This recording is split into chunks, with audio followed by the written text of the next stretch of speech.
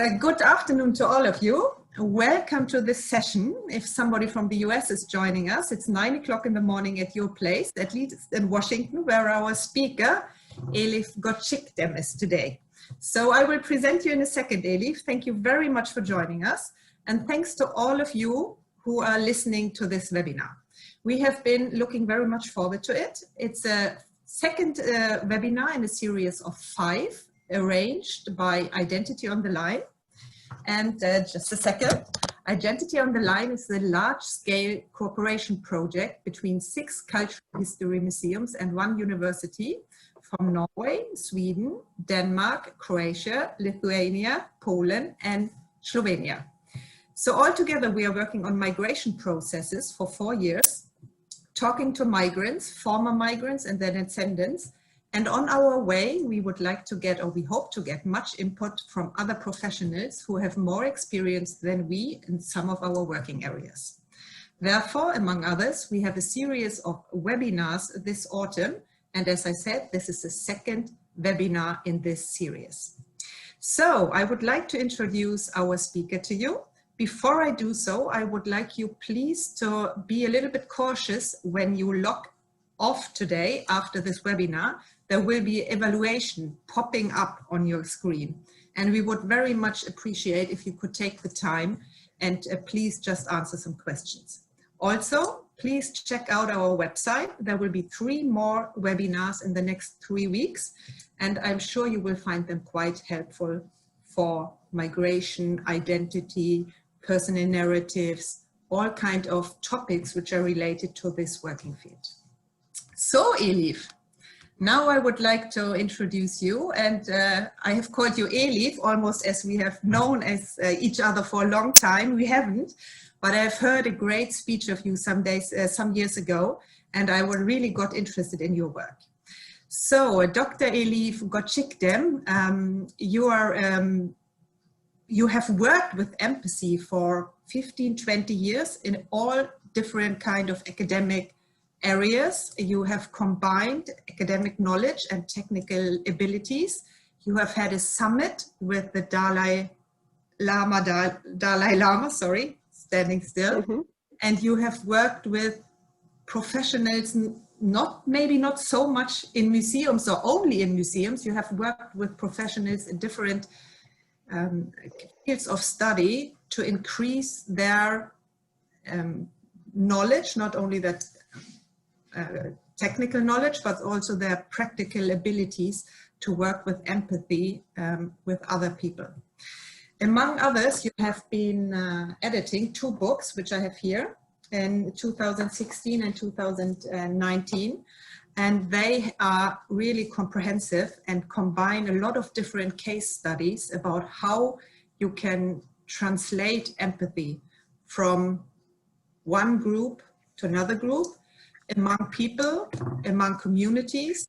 So empathy work is what you do, aren't I right? Thank you. Thank you so much for the introduction. Shall I share my screen? I think we start our screen now, and for all our listeners, we can say that there will be approximately 10 minutes in the end where we can have questions through the chat, for example. But now, first, your presentation, Elif.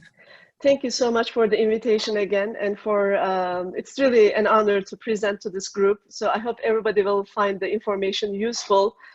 So here we go.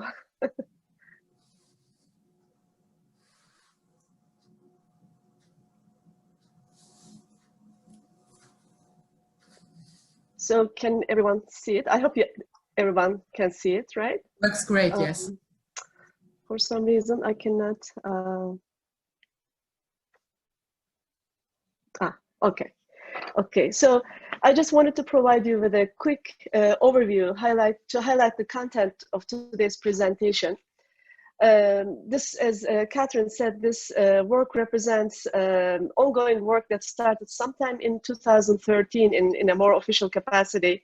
And the 2 volumes published, Fostering Empathy Through Museums in 2016 and Designing for Empathy in 2019, collectively include a variety of contributors from a wide spectrum of museums and expertise from other institutions, mostly in the US, with a few examples in Europe. In 2018, the Empathy Building Through Museums initiative received an invitation from the Office of His Holiness the Dalai Lama to have an audience with him, and also to conduct a week-long workshop on empathy building in collaboration with the host organization, Tibet Museum in India. The content that I will present today is a reflection of this ongoing work. I hope you will find the ideas and examples presented here useful. Just to quickly, we will cover what is empathy and what is oneness mindset, empathy and museums as snapshots, 5 ways museum can foster empathy, then the alchemy of empathy, and then at the end, I would like to share some thoughts, sort of lessons learned on this journey. So you may be familiar with this chart, the UN's Sustainable Development Goals. This is a snapshot of the global problems that our world is facing today. 20 years ago, the United Nations expressed determination to collectively solve many of our global development problems, such as poverty, hunger, healthcare, education, economic inequality, and environmental sustainability. However, as we focus on each symptom, we continuously fail to see the core problem. No matter how many lists we may create and how many deadlines we may set, the most difficult thing is to get people to act, which often requires behavior change instigated by a perspective shift. I call this the elephant in the room phenomenon. The elephant in the room reminds me of an old Sufi story where in a village where no one has ever seen an elephant before, the Sultan brings an elephant and keeps him in a big dark room. Villagers are admitted to the room to see if anyone can tell what this is. Those who touch the legs think that this must be a grand building with columns. The ones who touch the ears think that this must be a very big carpet. The ones who touch the tail think that they have just encountered a giant snake. Recognizing the elephant in the room requires a holistic perspective, driven by an understanding that everything is connected. This has a lot to do about how we are brought up, our culture, and the stories we grew up with, as well as our physiological, emotional, and mental capacities. Most of the time, seeing the world as a whole requires a profound paradigm shift that begins with empathy. Empathy is a prerequisite of an understanding of our interconnectedness, which may lead to positive behavior change. When we take another's perspective and imagine that that could be me, we put ourselves in another's shoes, which inspires us to take action to alleviate that problem. So we can call this elephant the empathy deficit our world is experiencing now. It is there, everybody knows it, but we still call it different names and require numbers to justify its existence. Like oxygen, we take empathy for granted. Tragically, as we are experiencing right now in a pandemic world, when we scream for empathy, we know that it is essential to our survival, yet there's a shortage. So what is empathy, and how can we stop this vicious cycle of empathy deficit and start strategically and intentionally invest in empathy building in our world? When I first got interested in empathy, I did what any respected scholar would do. I Googled it. To my surprise, there were many different descriptions of empathy, depending on the discipline or the context within which empathy was being talked about. I decided to use the Webster Dictionary definition, which is the feeling that you understand and share another person's experiences and emotions, the ability to share someone else's feelings. My familiarity with empathy in the context of art history and aesthetics was telling me that there is more to empathy than just being a transactional engagement of mirror neurons in our brains. So with the help of a behavioral scientist, I developed this chart, which helped me visualize and find my way within the many layers and nuances of empathy. This is also the understanding of empathy I use in my work. The interesting thing about empathy is that it can be nurtured through practice. One can get more and more sophisticated in her ability to empathize, and it is contagious in a good way. For example, when you see a person eating a slice of lemon, the sourness you feel in your mouth is a result of emotional empathy. So you can see here, I don't know if everybody can read it, but I try to understand the levels of empathy or the nuances of empathy with the attributes, how do we recognize it, what skills does it take, the outcomes that it brings, and some of the pitfalls and that one may encounter. So emotional empathy is connecting with the other automatically, instinctively, which can be prone to manipulation because it's an initial emotional reaction. However, cognitive empathy, on the other hand, requires more effort. It requires us to imagine what it would feel like to be another. And at this level, we hear also in the news and in the literature that there's this empathy fatigue or compassion fatigue that people tend to experience. There's more research going on in that area because, as I said, it is not just the emotional or physiological thing, but it has a lot to do, our understanding and experience of empathy has a lot to do with how we are made actually. And compassionate empathy often is the result of a major life experience that might have caused a pragmatic perspective shift. These could be life events such as the loss of a loved one, giving birth to a child, a near-death experience, or what astronauts call the overview effect, where one suddenly finds himself or herself in a much larger scale of life, almost like someone just pulled the rug under your feet, and realizes how small we are, yet how unique, important, and empowered we are in our connectedness to the whole. A sense of humility, awe, and wonder follows, along with a quick reprioritization of what really matters in life. And most social entrepreneurs fall into this stage, because they have this idea that they have to serve the greater good, and really nothing can stop them. They keep trying, they fail, but they keep trying. That's why I left the pitfalls area empty. So empathy leads to an understanding and an appreciation of the fact that at any given time and place, there are multiple ways of looking at and seeing what we call reality, which could be a particular object, issue, or problem, as well as many ways that beings coexist and make sense of the universe in their own particular ways. Such a unifying worldview cannot be attained and sustained without empathy, our inherent ability to perceive and share the feelings of another. Empathy enables us to connect with ourselves and with others while awakening us into our interconnectedness as parts of a greater whole, all of humanity and the planet.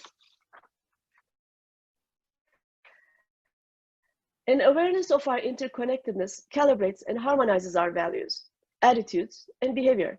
All of an appreciation for this interdependent whole inspires us to meaningfully engage with it through acts of compassion and altruism that recent scientific findings reveal are like chocolate to us. So once we experience the great feeling that we get from compassion and altruism, we tend to want to repeat it. Not only we are wired to connect, but also to find ways to serve the greater good.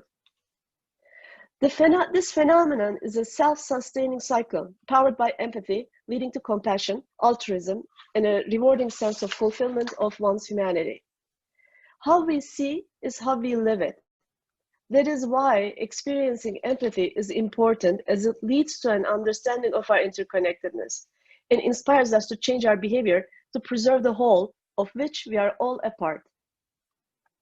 Through the lens of oneness, or you may call this interconnectedness or interdependence, empathy is only the foundational element, not the ultimate goal. Empathy is an important tool that ignites a spark that wakes us up into our interconnectedness. And only within the context of oneness, empathy can fulfill its true promise by leading us to a realization of our human capacity of compassion and love. Some traditions of wisdom call this state love without an object, without reciprocity, and without an expectation or a reward. Similarly, empathy without an object could mean empathy as if there is no other, because all is one.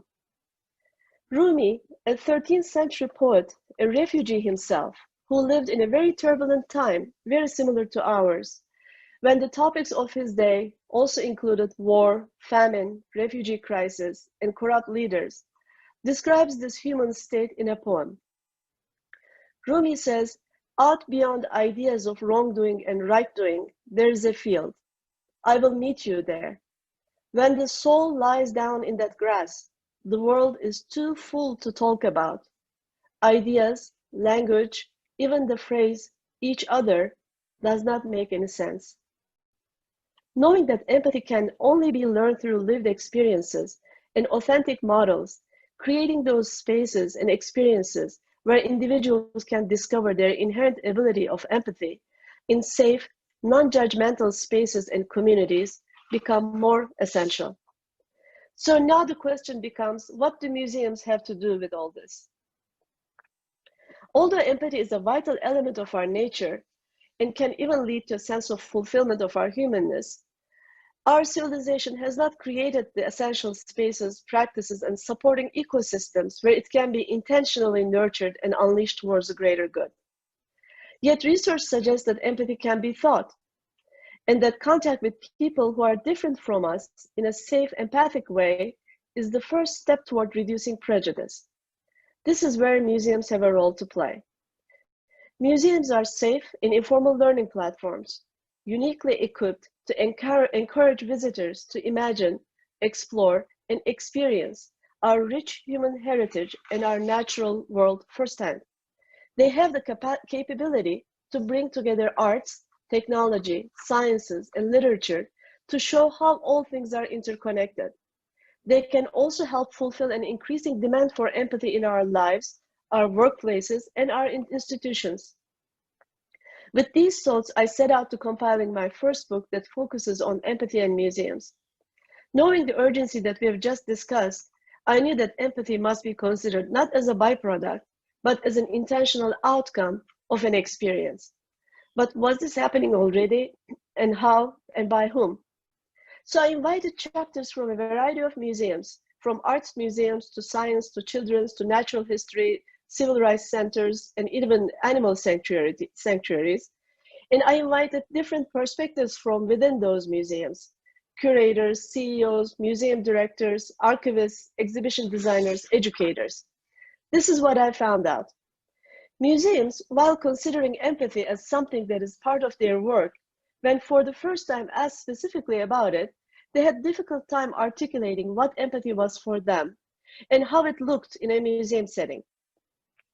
Except for a few examples, it was clear that this was not something that they thought about or acted upon intentionally or strategically. The outcome of the chapters contributed to the fostering empathy through museums helped me outline the 3 ways how museums have been thinking about empathy. Communicating and practicing empathy as an institutional core value, thereby role modeling the importance of empathy in their institutional policies and practices. Education and design aimed at raising awareness about people, places, and subjects of study outside of our normal experience. Or empathy as a human phenomenon and an intentional outcome of a museum experience. Institutional empathy includes areas from HR policies and diversity of workforce to how an institution reacts to social events in its neighborhood. It could be as simple as a helpful and a welcoming sign as in the Hickory Museum of Art in North Carolina, or bringing community together for a dialogue as in the Science Museum of Minnesota's exhibition on race. This approach, educational and design tool approach, utilizes empathy to design exhibits, content, and experiences to teach and educate the public on a specific topic related to the museum's mission. This picture is from the cafeteria of the latest addition to the Smithsonian Institution Museum of African American History and Culture. And you'll see that it's the famous 1960s, diner, nonviolent diner sit-in protest. It really pulls the people in as you are eating. You feel like you're a part of that moment. Experiential learning aimed at increasing emotional involvement with the subjects presented is another way. So this mostly considers empathy as an intentional outcome, although they don't always say, or they didn't used to say list empathy, but empathy was always considered as a byproduct of such experiences. This approach considers empathy as an outcome of a museum experience and strategically explores and cultivates empathy as a human phenomenon that could be channeled towards social good. This is a playful exhibit from the Exploratorium in San Francisco. It is one of the few exhibitions or halls that dedicated in any museum that I know to our humanness. It explores our humanity in different aspects, incorporating scientific and social studies as basis. And this is a very, one of my favorite games, Sip or Squirt. It teaches people about how to share, actually, why sharing is important, because with those blue and red buttons, you can control the others' access to water. And your choice at the end, if both share, everybody wins. But if one closes the access to the other's water, there's a basically dead end. And it just, through play, you find yourself in that situation and recognize your own reaction to a dilemma like this in real time. So I don't mean to get you dizzy, but I just wanted to share with you, just to illustrate the point that, you know, the museum's understanding of empathy is not linear. I asked the authors of the Fostering Empathy Through Museums to give me 5 words describing their journey within the context of their chapter, whatever exhibition project or museum they were talking about. Where did they put empathy in the scale of their work? And as you can see, empathy is often considered a starting point or somewhere in the middle, but rarely is intended as an outcome of an experience. So my goal is to basically increase that. Another lesson learned from the same book was a new pattern that was emerging. When we look at museums fostering empathy in one of the 3 ways described above, it turns out they also have a common strength in 5 ways they are able to contribute to empathy building in our world. At any given time and place, there are multiple ways of looking at and seeing a particular object, issue, or problem, as well as many ways that beings coexist and make sense of the universe.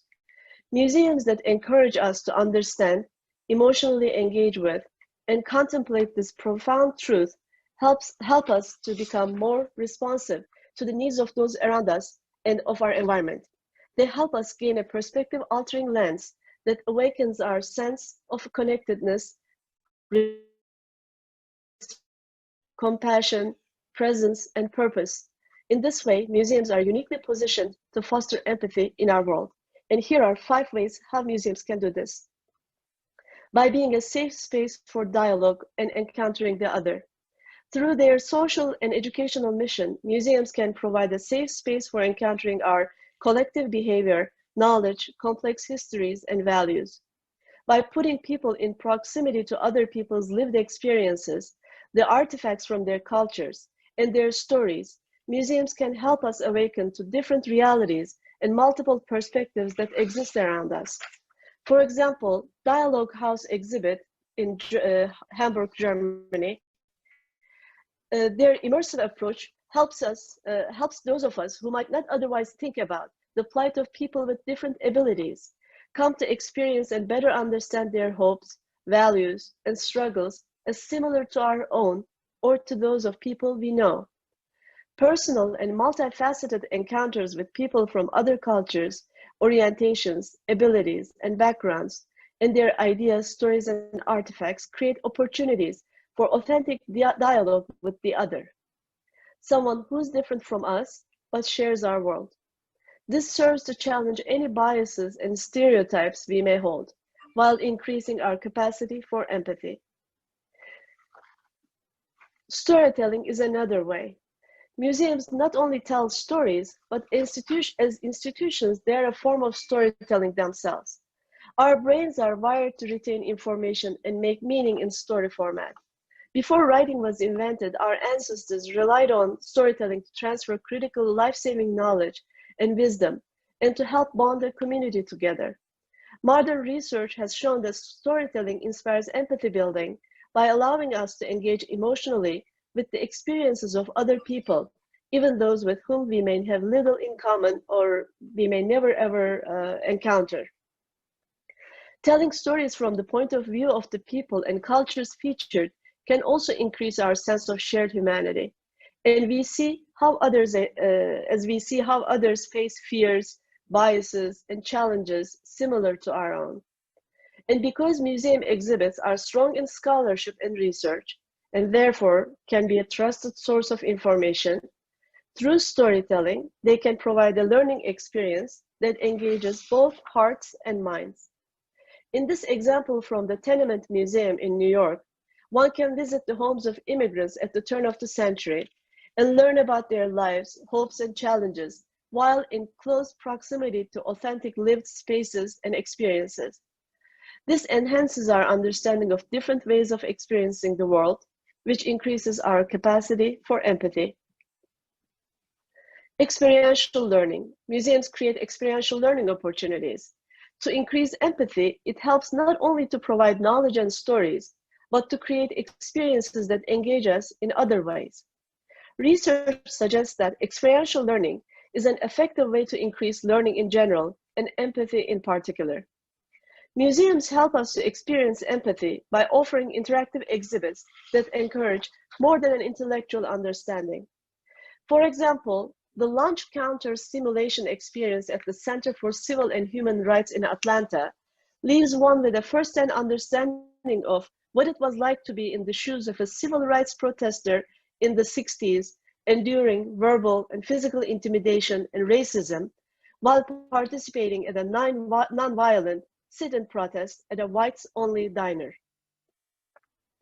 Here, visitors are invited to sit on a dining stool and put their hands on the lunch counter, where a sign ominously reads, "How long can you last?" A timer on the mirror behind the counter facing visitors monitors their endurance in seconds and minutes as the experience unfolds. Direct verbal insults come through the headphones, as well as kicks and shoves that shake the dining stool. This simulation allows visitors, most of whom can only last a few minutes, to put themselves in the shoes of those civil rights protesters who had to endure these insults for hours, putting their lives at stake. Sadly, a struggle that still continues today. Experiential learning sometimes requires a sense of vulnerability. As we have just discussed in the Dialogue House immersive exhibitions, here individuals who are blind, deaf, or mute become tour guides for visitors who experience a perspective shift in the way they experience the world around them without a sense of sight, hearing, or speech. We often learn better when we are engaged with all of our senses. So providing sensory-rich experiences, or sometimes strategically limiting our access to them to help us realize how much they shape our experience and perception of the world, allows us to imagine different ways of being, which can help deepen the lessons of empathy imparted by museums. Museums are places where one can experience a sense of awe and wonder. How might one go about changing habitual and entrenched perspectives and behavior towards another? This usually requires more than just information. It requires some kind of paradigm shift, often caused by a transformative life event or some kind of deep learning. For example, when we look at the famous Earthrise photograph from 2007, we can imagine the overview effect experienced by astronauts seeing our planet from outer space for the first time. This experience induces a new sense of scale, a strong sense of awe, connectedness to something greater than ourselves, and compassion and love for the whole planet. Wonder often occurs around an extraordinary experience, something that is otherwise inaccessible to visitors in their daily lives. Extraordinary experiences should trigger two reactions, emotional and cognitive. The fleeting emotional reaction, the wow moment, is most effective if it is followed up by a cognitive reaction, the how moment. In a museum setting where there are facilitators and docents available, the how moment can take the form of further experimentation, dialogue, questioning, perspective taking, and reflection. Since all has been tied to a sense of oneness with others and altruism, a museum's ability to foster awe can also help with the goal of increasing empathy and compassion. Museums also provide a safe space for contemplation. Museums encourage contemplation of our world by providing a space where we can slow down and be with what is before us without needing to perform in any way. Unlike many everyday settings where the goal is clear, people are invited to explore in museums on their own schedule, moving from exhibit to exhibit as they see fit, following their own internal guidelines. This naturally allows for a more contemplative and reflective experience. Through this reflection, museum patrons can achieve a deeper understanding of the viewpoints of others, and recognize their own connection to all of humanity and the planet. As I moved through my explorations of empathy, or within empathy, I wanted to know what makes a transformative empathetic experience. Is it only storytelling, like we saw in the Tenement Museum, that is causing people to feel empathy, or are there other ingredients that are at play? To dive deeper into this question, I have created this framework and posed these 3 essential questions to the contributing authors. Who and what is the object of your empathy? How do we perceive the other? Or is there an other, as some philosophies and traditions of wisdom suggest? What are the ingredients of the alchemy of empathy? Because it was clear at this point that empathy is not just science or art, but a combination of both and more. And what is the scope and the spectrum of empathy? To what end we are trying to foster empathy and learn about empathy? What is our ultimate goal with this work?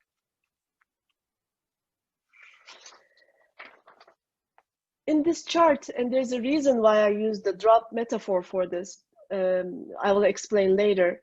I invited contributing authors from different perspectives. A neuroscientist talked about how we perceive the other from a neuroscientist perspective through the brain. An artist talked about how we can observe the universe through the eye of the heart. And then another contributor talked about augmented reality, or the conscious experience, as some philosophies suggest that mind is actually everywhere and we are just a result of it. And the worldview, how we are brought up, the stories we have been hearing all this time. Just to give you a quick example of the augmented reality, this chapter articulated that so we go into the world with an identity, right? I. But in augmented reality or virtual reality, we have avatars, and avatars have their own relationship with other avatars, and then it could be in relationship to a human or an object or an animal or a plant. At the end, there were, I believe, at least like 28 different identities that just one user might encounter when going into the virtual world. So if we cannot even figure out our identity on this world, it scares me to think that, you know, what the technology, the power of technology, how it can affect our world in the future.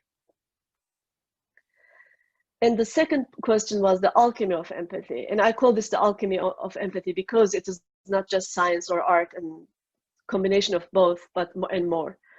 And I came up with, you know, these ingredients that I found out from the projects that I've been involved in. Intentionality, intersectionality, proximity, curiosity, play, vulnerability, awe and wonder, contemplation and nuance, storytelling, synchronicity, collective journeying, breaking bread, optimism and hope. Of course, one can add to this list forever, for example, humor, or and many other examples we can add. But what I found out from the chapters contributed to the book is that, for example, if somebody was writing about vulnerability, you could see the ingredients of play and curiosity in that experience. So these are not just like pieces of a puzzle. They don't have, you know, sharp corners or edges.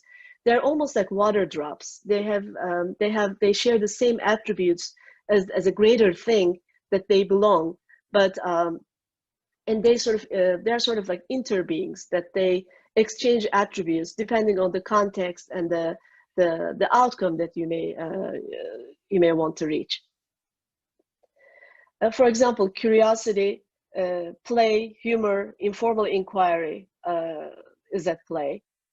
In awe and wonder, scale and lived experience are factors.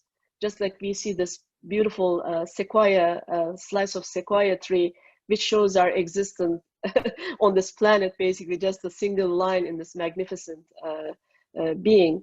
It just gives us a sense of humbleness and humility to see ourselves in a larger scale. Or breaking bread. It could be a dining room conversation. So it doesn't have to be at a museum, but we can design what makes a dining room conversation more empathetic and bring it to our museum experience. It includes perhaps showing up, just, or creating brave spaces where people can just be themselves.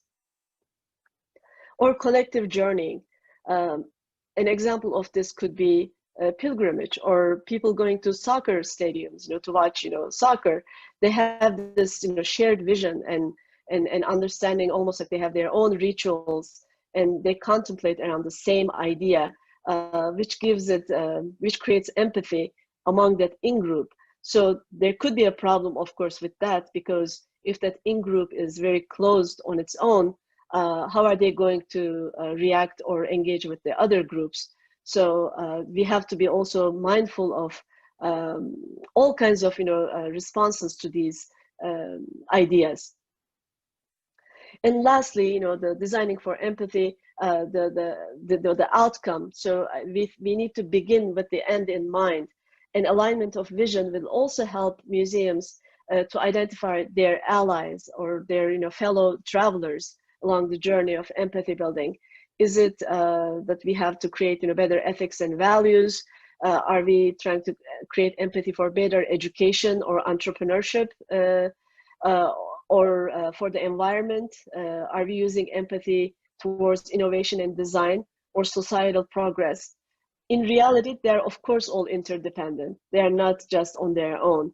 But just to dive deeper, it just helps to just say them out loud, and then invite thinking and research on these ideas, whether they really hold place or not, and how do they look in different settings.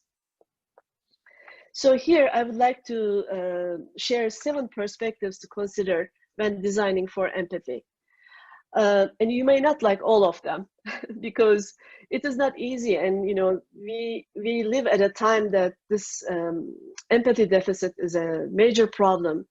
And unlike many generations before us, we have some new tools available to us, such as these institutions that we have created: museums, libraries, performing arts centers, schools, community centers, and informal learning platforms, and also technologies.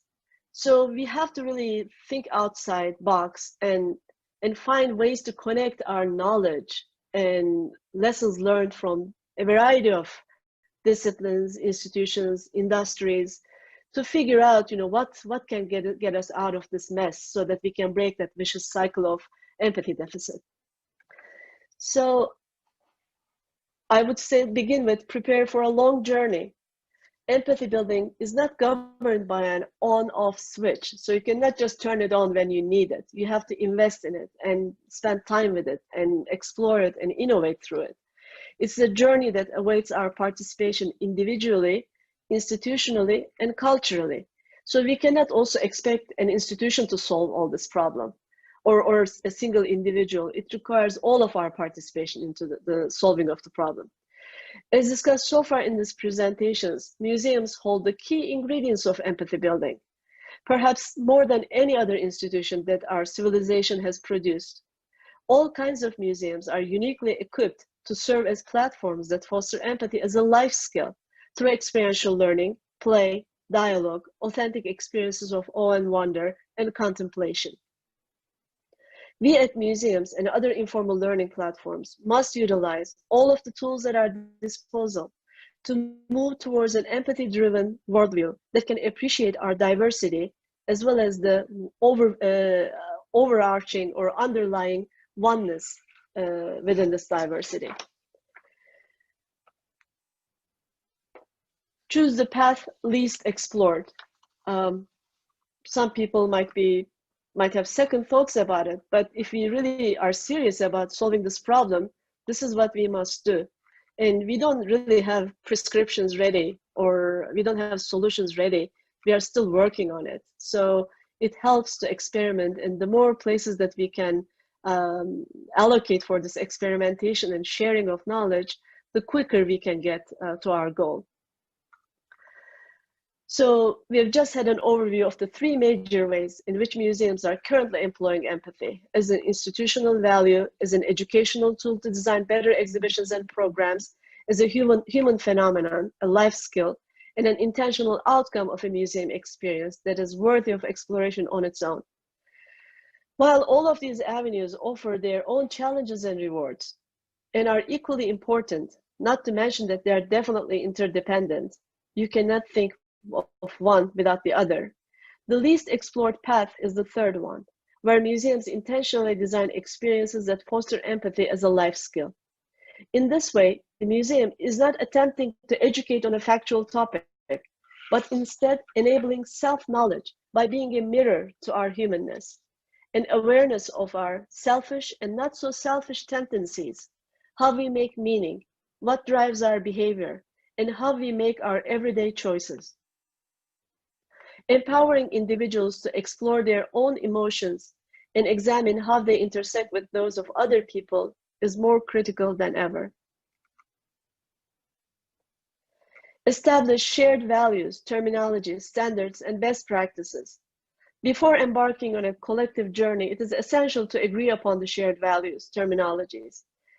As mentioned earlier, an exploration of the 3 essential questions here would be helpful. How do we identify who is the other for us in this project? What is the object of our empathy? What are the ingredients, the scope, and the spectrum of empathy building? Once we have a common understanding, we will still have challenges, but at least we can go back and refine and make our understanding more viable for all that is involved. Considering unifying narratives and the oneness mindset is also very important. Museums are custodians of our human values, knowledge, and cultures. They present a mirror through which we can observe and learn from our past relationship with each other and the environment, create new narratives, and more importantly, imagine the future. We intuitively know that some things have the power to bring us closer, such as storytelling, pilgrimage, music, dance, humor, and play. What are some other ingredients, narratives, or design elements of empathy that we intuitively know to cause a perspective-shifting, transformational experience? How can we learn about these ingredients and discover new ones from experts from all walks of life? And don't just use technology, help design it as well. Empathy is essential for the success of the future workforce, as it leads to creative thinking, adaptability, leadership, collaboration, entrepreneurship, and innovation. It is also essential for the development of caring mindsets, compassionate worldviews, and wise decision-making that enable our collective survival. There's an increasing need for empathy to help us connect with each other and find our purpose in a complex world, especially with the growth of powerful technologies such as the artificial intelligence. As empathy is an essential life skill, all industries and institutions would benefit from an investment in empathy building. For example, the IT industry is the most powerful industry right now, shaping our collective future through their innovations. Most IT leaders express the need for empathy in product development, but are they truly investing enough in developing their employees' or leaders' empathy? Most museums are often clients of IT firms. They purchase their products to better convey their content to public. Can museums move beyond being a client, but become an inspiration and a design partner through shared investments in empathy building? Empathy is one of the few remaining competitive advantages of our humanness that cannot yet be replicated by AI. As partners in cross-industrial dialogue, empathy building, prototyping, and innovation, museums can also enhance our understanding of the pitfalls and the potential of empathy and inform the design of those powerful technologies so that they embody much needed empathy and compassion in their DNA. Empathy as a shared value is a concept that is being developed by Empathy Building Through Museums initiative and was inspired by the Shared Value Initiative founded by Michael Porter, a Harvard Business School professor, and Mike Kramer of FSG. They describe the shared value concept as follows. Shared value is a management strategy in which companies find business opportunities in social problems. While philanthropy and CSR, corporate social responsibility, focus efforts on giving back or minimizing the harm business has on society, shared value focuses company leaders on maximizing the competitive value of solving social problems in new customers and markets, cost savings, talent retention, and more. So how can we position empathy as a shared value field so that we can draw the attention of other industries and consider, so that they can consider empathy something that they should invest in, not just to create better products, but also really empathy in society. So my initiative believes that human behavior and empathy lie at the heart of most solutions to our global economic, societal, environmental problems, and museums are uniquely equipped but underutilized platforms that foster empathy. As empathy is an essential future workforce skill with economic, industrial, societal, and environmental implications, it should be further explored as a shared value field for industries and communities to invest in it collectively. Finally, develop and lead a collective innovation strategy. Although there is much content on the importance of empathy in personal, industrial, environmental domains, such content often remains siloed in academia, politics, or industry-specific discussions. This results in knowledge gaps and missed opportunities to join forces and put our best efforts and strengths collectively towards innovation of long-term, evidence-based, sustainable solutions. The current state of our global problems, as listed in the UN Sustainable Development Goals, should be an indication that empathy should be at the heart of all solutions moving forward. Our efforts in empathy building should go well beyond one-off sponsorship of events or occasional workshops and ideation sessions. Instead, we have an obligation to design a long-term strategy with multiple, layered, positive outcomes that could deliver benefits in the areas of personal, institutional, industrial, societal, and environmental progress. Only then we could start addressing the elephant in the room instead of battling with the many symptoms of its very existence. Going back to the concept of oneness as a mindset, I'd like to conclude with the wisdom of Rumi again. He says, "You are not a drop in the ocean. You are the entire ocean within a drop." If you scoop up a handful of water from the ocean, it becomes a much smaller body of water, merely a drop compared to the ocean. However, it is nothing but the ocean, only at a much smaller scale. It has the exact same attributes as the ocean. This is true for the essence of our humanity as well. We may look very different in different shapes, abilities, colors, and sizes, but our essence is always one and the same. Empathy can help us experience this beautiful truth in meaningful ways. And if we join forces, we can become an ocean of empathy builders, designing healing solutions for our world. Thank you.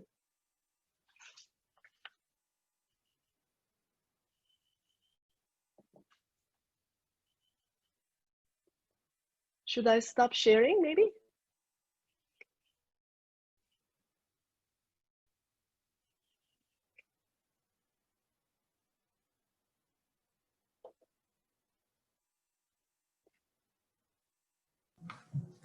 Thank you so much, Elif. That was a lot of information about empathy and the foundation of your work, and also all the experiences you collected from different museums. I just want to ask our listeners if there are any questions. We can start with them. You have the possibility to ask questions to the question and answers or the chat, whatever fits you best. So please feel free, everyone, to ask whatever you like.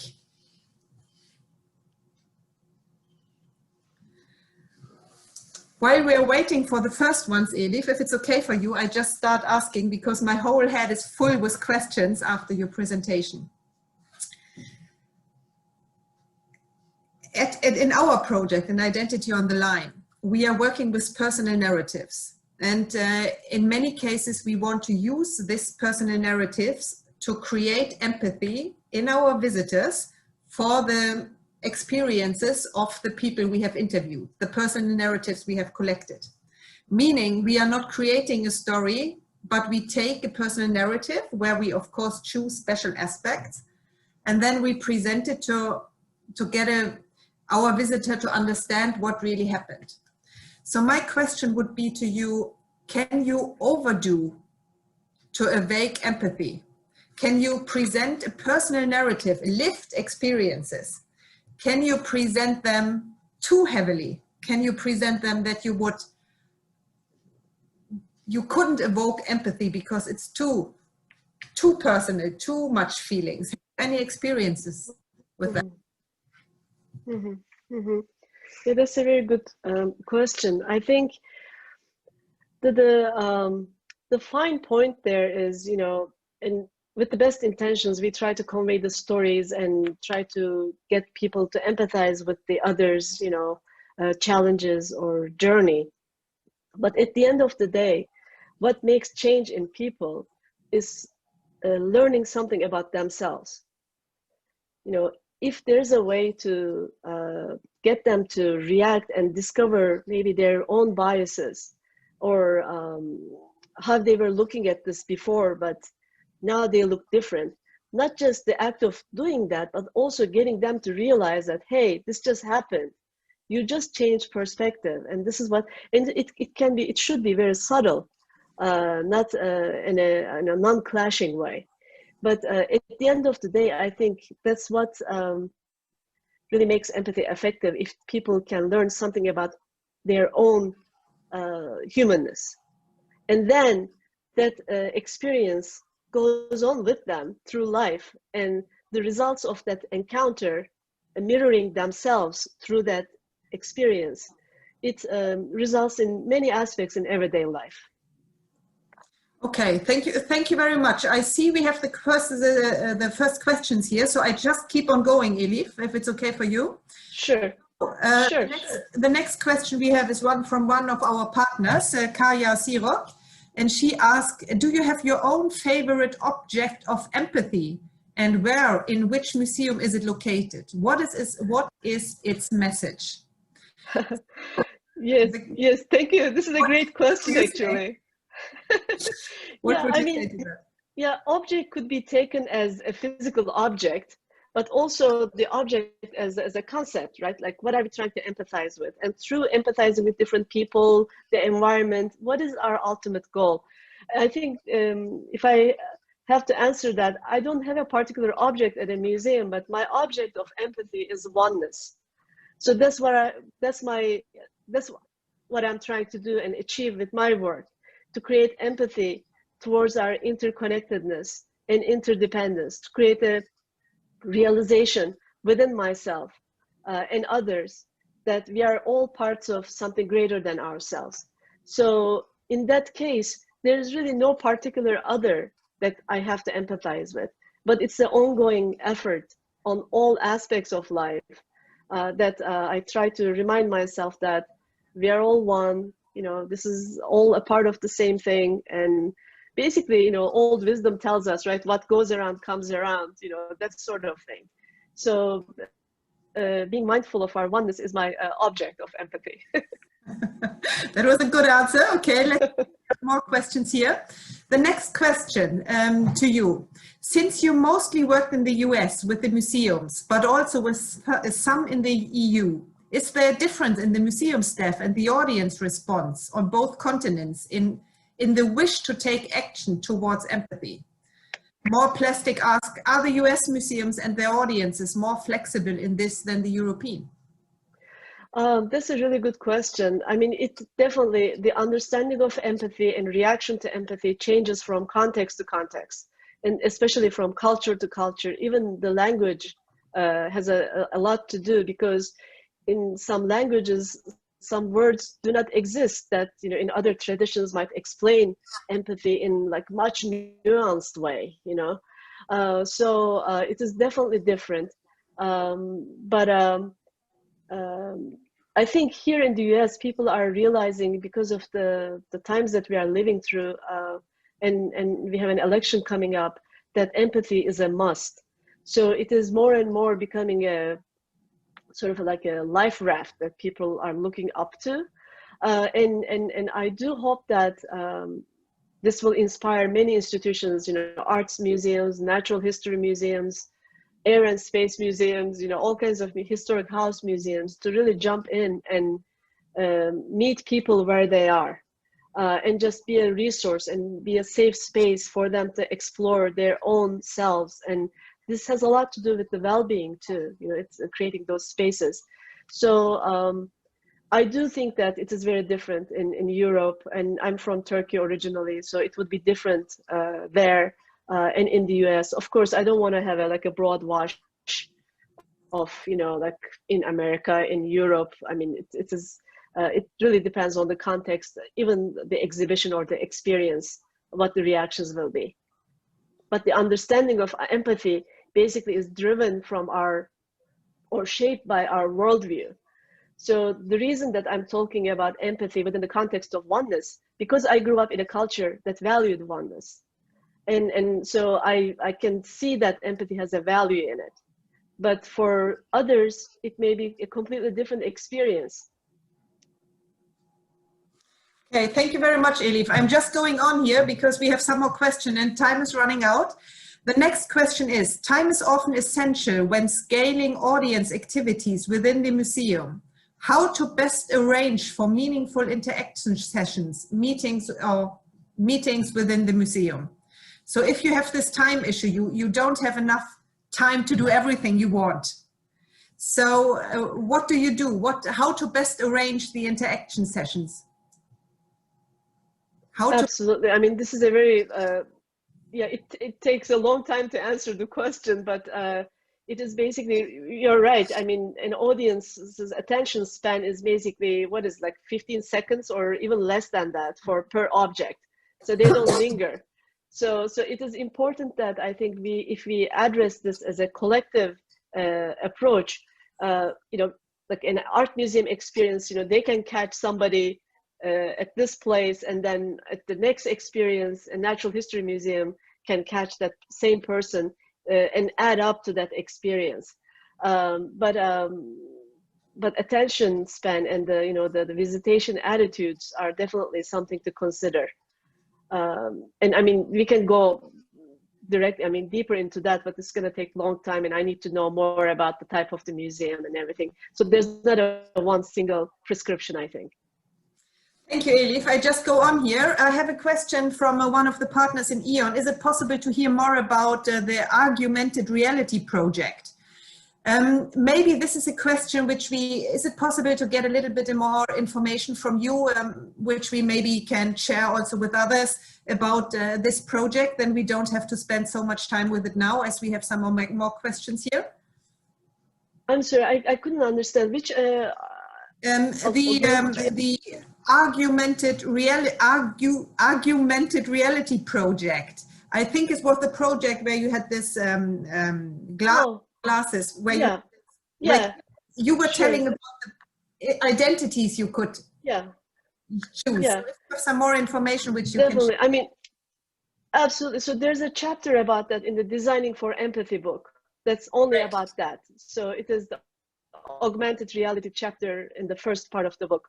Let me know if you need me to send you a copy, or you can just we can as I said, we have them here, so we can share them. Okay, the next question: how do you understand the difference between empathy and sympathy or pity within the context of museum exhibition? Yeah. So empathy The difference between sympathy and empathy is empathy instigates someone to act, instead of sympathy is just like, oh, you know, just feeling sad for them or sorry for them, but really not internalizing the problem as if your own. What empathy does is internalizes the problem because you feel like the other. Therefore, you want to solve that problem. Okay, thank you, Elif. I'm sorry, I'm hurrying through the questions here. We have 2 more, which I can see now. And I think if you have any more questions, please bring them on now, because we have not so much time left. So the next question would be, is the human communication between people better fixed to evoke empathy than technology and objects? So if we want to evoke if we want to evoke empathy, should we go for communication? Or should we go for technology and objects, but maybe or objects? So what are the most important aspects here? Yeah. I think the most important aspect is to create a lived experience opportunity. It has to be an experience. So even, I mean, encountering an object it could be an experience, but you have to sort of amplify it, you know, not just seeing the object, but you have to learn something through that object about yourself at the end. And each person, of course, you know, learns in different ways, right? I mean, Smithsonian Institution actually had a great study. They called it IPOP, information, people, objects, and physical, tactile experiences. So how people reacted to each of these. So what they found out is that like people going into exhibition, they come with one of those areas formed within themselves. For example, I go to a museum and I'm an objects person. I love looking at objects, and that's all I care. And a successful exhibition should be able to turn the perspective or the inclination of the person from an object person to maybe an ideas person, so that that person suddenly realizes that there are no ideas behind it. And that also is the definition of perspective shift. Or through a physical or tactile experience, an object person goes beyond an understanding of a visual object from afar, but when you engage it with your senses, it adds another level of learning. I don't know if that makes sense. It made sense, and as I said, I'm sure you could talk much longer about that, and unfortunately our time is limited. I have one more question. I think we say that's the last question for now. The question is very good, I think. What is the role of museum staff in showing the empathy to the audience? Because it is, of course, a two-sided experience. It's very important who is trying to get the empathy, if we are not talking about technology here. So the human beings, the museum employees working in the museums, meeting the people. Can you say a little bit more about their role in this building process? Yeah. So it is really interesting. I mean, museum staff showing empathy to others, but also who's staff empathy, right? I mean, are they able to voice their concerns in meetings? Are they able to share their ideas? This is a cycle, you know, this is a cyclical thing. So you cannot really think, that's why we didn't discuss it in depth, but it is very true that this journey of empathy, once you touch empathy, you actually have to go all the way back to yourself, to the institution, how we are treating our employees. In return, that defines how the employees are treating others that come through their doors. What are their values? What are their ethics? So it cannot be really separated. You cannot expect people to be empathetic just on their own while the culture doesn't support them all the time. It is very, very difficult. I mean, some people can be, but then, you know, after a while you say, I don't care, you know, like I'm just here making my living. Why should I care? So it is important to have institutional empathy towards employees in their hiring methodology, or, you know, who's around the table when decisions are made, so that everybody can feel empowered and reflect that same empathy to people coming through their door. Thank you very much, Elif. I think that was a perfect ending of this session because we were somehow back to the wholeness, we were back to the oneness, we were back to the circle where everything is connected to each other. I just see one more question here. Yes, I don't know if you saw that. Thank you for an enlightening talk, Elif. So thank you, Andre, for joining. Thank you. Okay, so thanks to all of you for taking the time to join us. And Elif, maybe you can stay one more second with me that we can have a connection. And to all of you, thanks for now. To all the partners in E.ON, see you in 10 minutes. And all the others, I wish you a great afternoon. Bye. Thank you.